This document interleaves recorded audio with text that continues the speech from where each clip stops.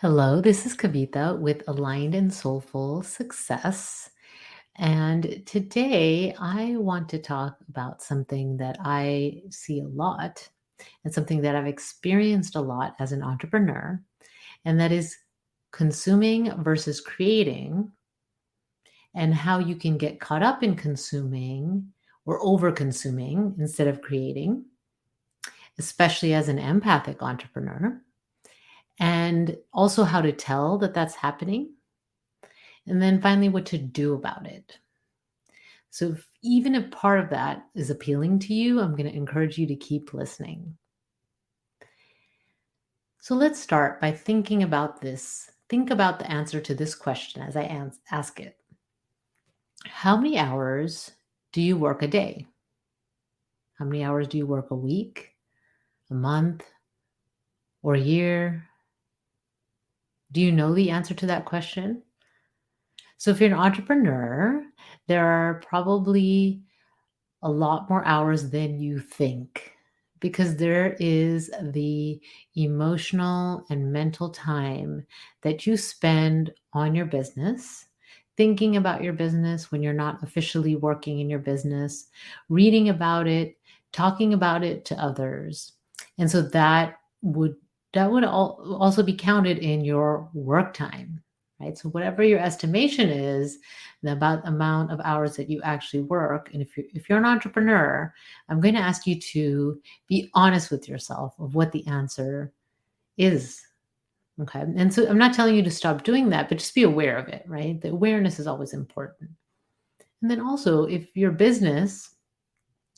a heart-centered, conscious, empathic entrepreneur, if your business is part of what you see as your purpose in the world, if it's like a calling for you, then I'm willing to imagine that you really work all the time. You don't have set hours because your brain is always working. Okay. And so notice that I said that your purpose is part of your entrepreneurial journey, because I really talk about the broader definition of purpose going beyond just your work in the world, but really who you are in the world and how you show up in everything that you do. And so it is a multifaceted. And I do talk about that in other podcast episodes. So if you want to hear more about, how I define purpose and how to find your purpose, you can listen to those episodes, and I'll have links available in the show notes for that.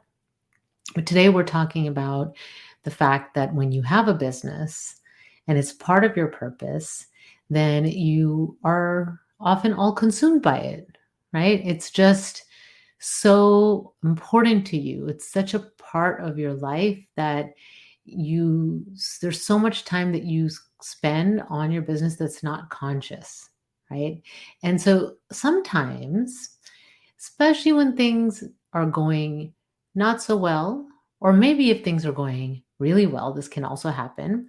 You can be on autopilot, overwork, and burn out. Okay. And so that's why this topic is so important, because my desire for you is that you continue to do your work in the world and be able to fulfill part of your purpose through your business and through your work. And if you overwork and you burn out, then you're not going to be able to do that. And so when you are feeling kind of the sense of like, I'm always working, I'm tired a lot, like you don't really feel the motivation for working, some of that is just a natural part of being human. But if it becomes something that happens a lot, then it's time to take a look and see what's happening. Okay.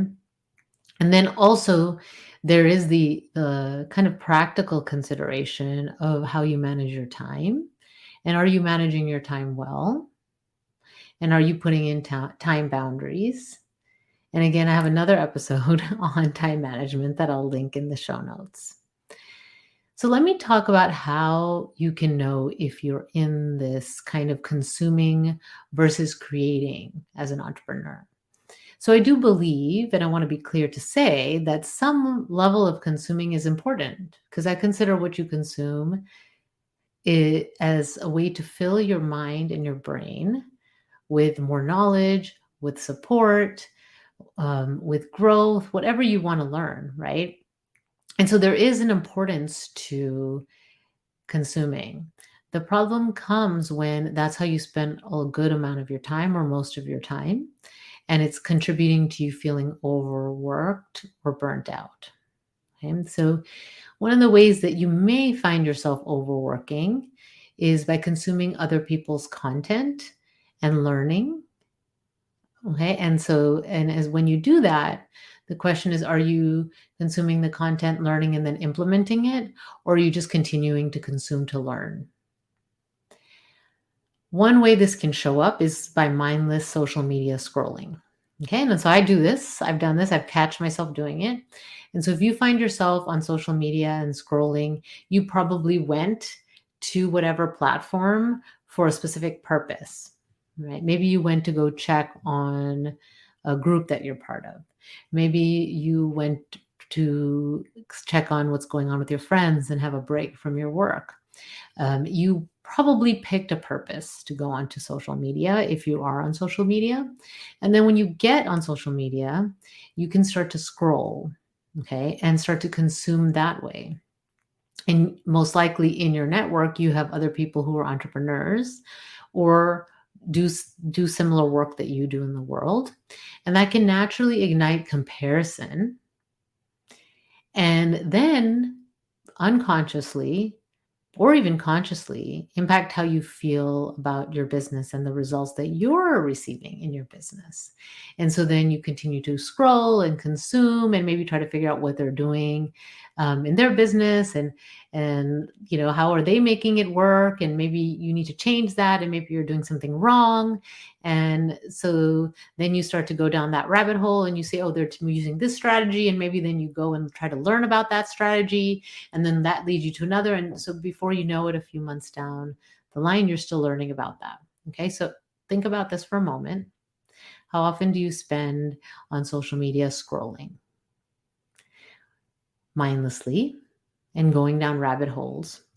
And then pay attention to how you feel when you're on social media and when it's over, when you turn it off or you put your phone away.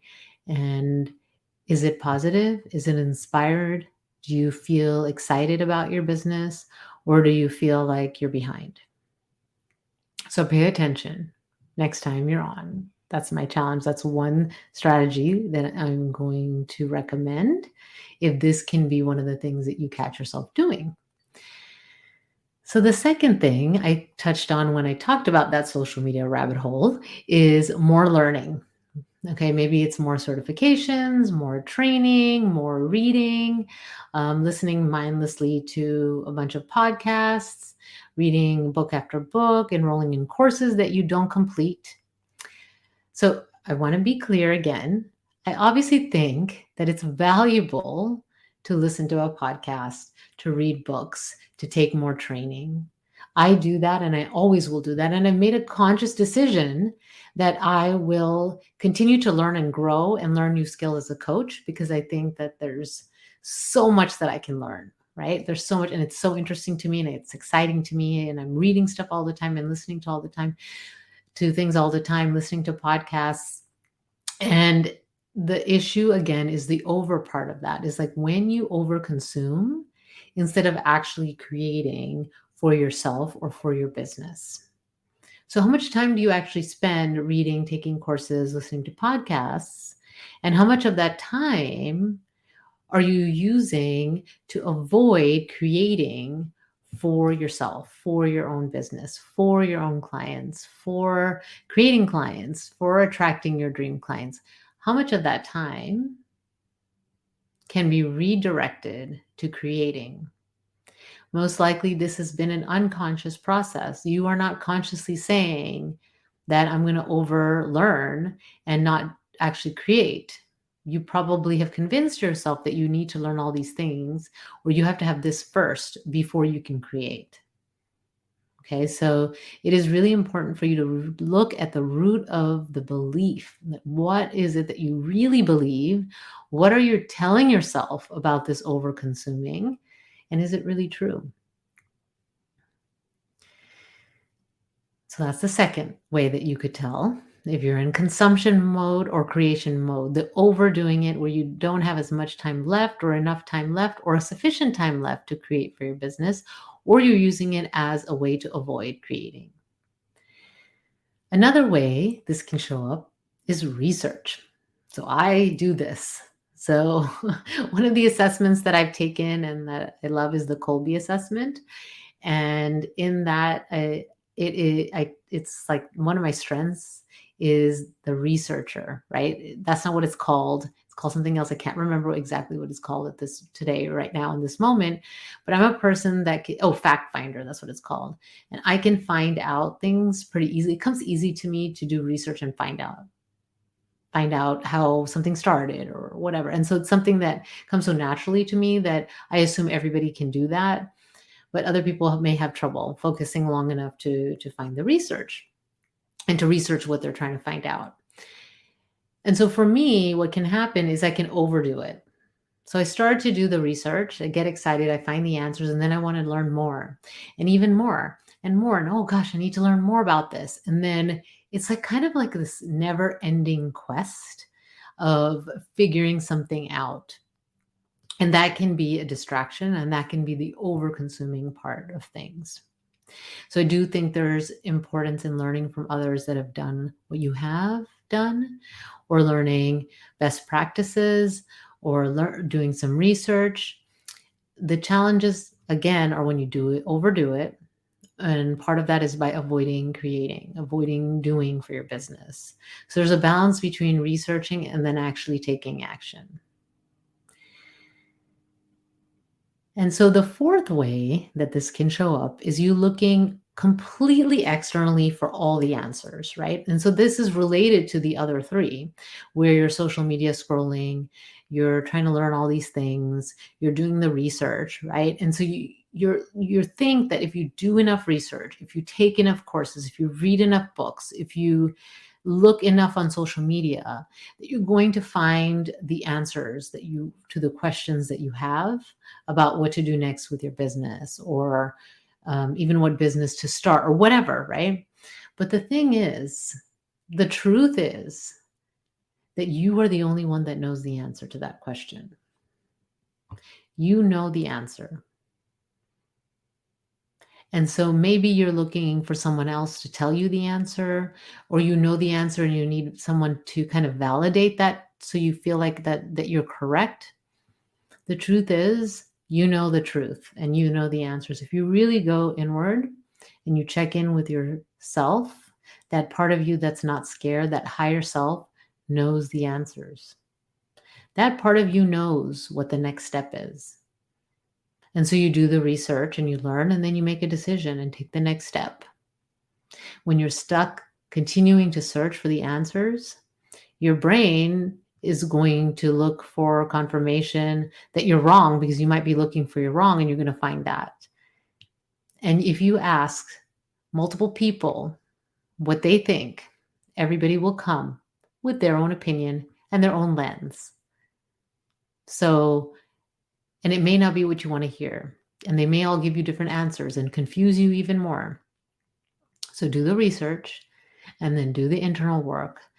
And this is where it's really vital and important and helpful to work with a coach, a skilled coach who will trust that you have the answers and will not tell you what you have to do, but be willing to listen and be able to draw those answers out from you. Because sometimes it's so hard to see yourselves. And so I promised that I would talk about what to do instead, and I did. And so I'm going to summarize for you the ways that you can be in consumption versus creating, and how that's a way to avoid creating, because what creating could do is actually bring you success. It can put you out there. It can expose you to criticism. You may be worried about what people will think, even though it's not conscious. So especially when the work you do is related to what is your purpose, it can result in you working all the time, but instead of actually creating, it's consuming. Okay. And so some of the ways that this can show up is through the social media scrolling, over learning things, over researching things, and looking for a definitive answer externally for what you need to do next for your business, where you need to focus, and all those things, right? And so what do you do instead? Stay conscious, stay intentional. When you're on social media, go on and get off. And if you have a hard time doing that, you could set a timer. When you're learning, be really clear about, okay, I'm going to plan and I'm going to learn this, and then I'm going to stop. Okay. And then research. Give yourself a set amount of time that you're allowed to research, right? Give yourself some kind of deadline. In looking for answers externally, do some inner work. Definitely shadow work, dream work, a lot of subconscious work. Work with a coach that knows these things. And so my wish for you is that you don't get stuck in this over-consuming piece of running a business, and instead are consuming, taking in, taking steps from that internal knowing and moving forward in your business, and actually taking steps to move you forward and being able to serve the clients that you're meant to serve and make the difference in the world that you're here to make, and step into your purposeful and profitable business. And so I have something that I'm offering on May 24th at noon Pacific time, 3 p.m. Eastern. It is a free masterclass on how to attract your dream clients. And that the registration link will be in the show notes. It is going to be 75 minutes to 90 minutes. I'm doing live coaching for those people that show up on the call that have questions after I do the teaching. You will leave with practical, tangible ways to attract dream clients, and you will be able to get coached and ask questions. So if you want to register, you can register with the link. I will also have a recording available, and I'll have that recording up for about 10 days after the class. So if you can't make it live, but you really want to listen, then please register, and I will be emailing you the recording. And so I hope to see you there if that's something that you want to learn more about. And if not, I will see you next week on Aligned and Soulful Success. This is Kavita wishing you all the best. Until then, take good care. Bye.